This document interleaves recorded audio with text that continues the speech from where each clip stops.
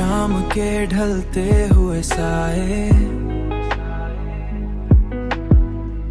जब आसमां को अपनी लिपीट में ले लेते हैं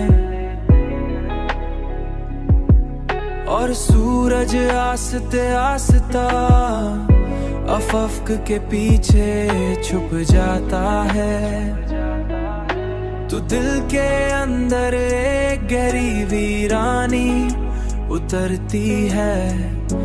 उन्हीं लम्हों में तुम्हारी याद एक साए की तरह मेरे साथ चलने लगती है।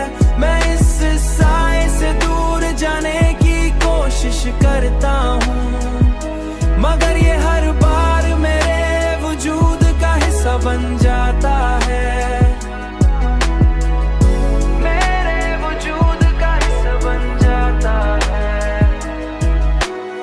जैसे तुम्हारी मोहब्बत मेरे दिल में हमेशा की ये नक्श हो चुकी हो।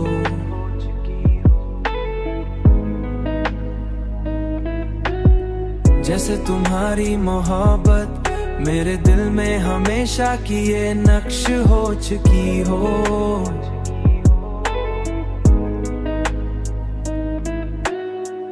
हर मोड़ पर तुम्हें तलाश क्या,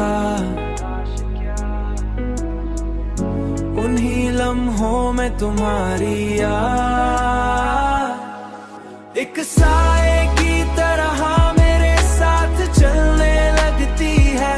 मैं इस साए से दूर जाने की कोशिश करता हूँ, मगर ये हर बार मेरे वजूद का हिस्सा बन जाता है।